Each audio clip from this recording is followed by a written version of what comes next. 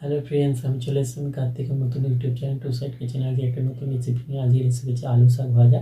সেটা বানাতে কী কী উপকরণ লাগে আসুন দেখাই। তার আগে একটা কথা বলে দিই, আমার চ্যানেলে যেসব ভিডিও ছাড়া আছে আপনাদের যদি ভালো লেগে থাকে লাইক কমেন্ট শেয়ার করবেন ও বেশি বেশি করে শেয়ার করবেন। আপনি যদি আমার চ্যানেল নতুন হয়ে থাকেন প্লিজ সাবস্ক্রাইব করে দেবেন, নিচে বেল নোটিফিকেশন তাহলে করে দেবেন যাতে আমার ভিডিও আপনাদের কাছে আগে পৌঁছে।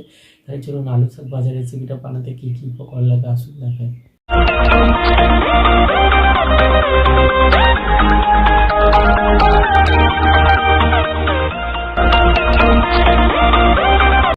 আলু শাক ভাজা রেসিপিটা বানাতে কী কী উপকরণ লাগে দেখিয়ে দেবো। তার আগে একটা কথা বলে দিই, ভিডিওটা প্রথম থেকে শেষ অবধি দেখার অনুরোধ রইল।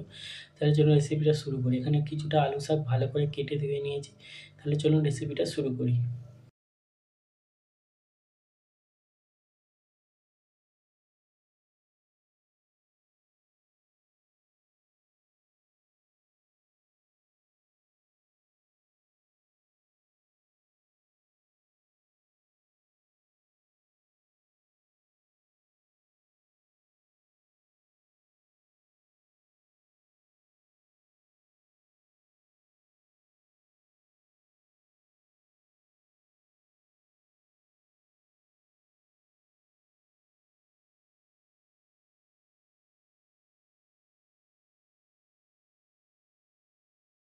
আলু শাক ভাজা রেসিপিটা হয়ে গেছে। এই রেসিপিটা যদি আপনাদের ভালো লেগে থাকে লাইক কমেন্ট শেয়ার করবেন ও বেশি বেশি করে শেয়ার করবেন আর প্লিজ সাবস্ক্রাইব করে দেবেন, আমাদের পাশে থাকবেন।